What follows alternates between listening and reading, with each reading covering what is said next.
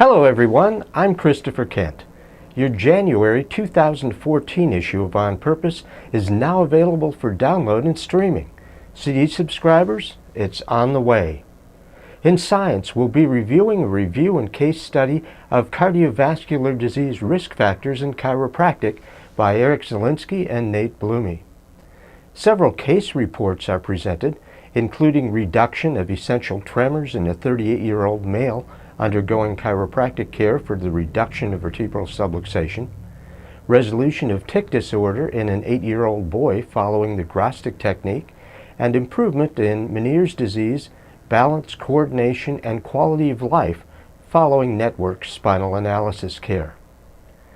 We'll be giving you a recap of the International Research and Philosophy Symposium, IRAPS, held at Sherman College this year.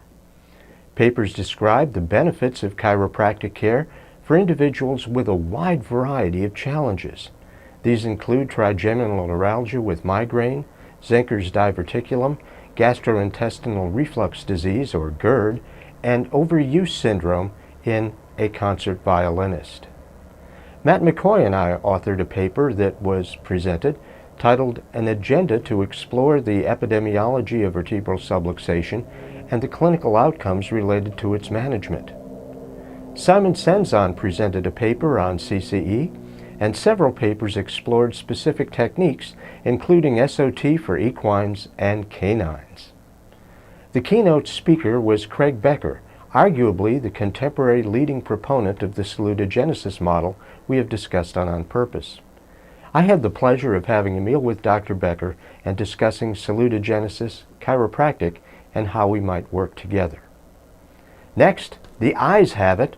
We discussed the work of the late Frank the Crank Gorman and his work on vision, the cervical spine, and the mind. Fascinating stuff that we've covered throughout our 2 decades of On Purpose. We'll also talk about how the Moscow subway is encouraging exercise by offering free fare to anyone willing to do 30 squats. We'll talk about UN's World Toilet Day and a 15-year-old French study that suggests that bras make breasts saggier. All this and more in Science. Our politics section opens with a discussion of the Nasiki meeting regarding CCE, the Chiropractic Summit Group, more news from Australia, how a growing number of parents are refusing vaccines, and the suggestion that the healthiest children in the future will be the unvaccinated.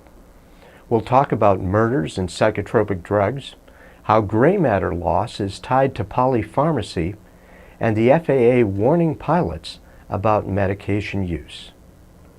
Our philosophy interview this month is with a friend and colleague of over 40 years.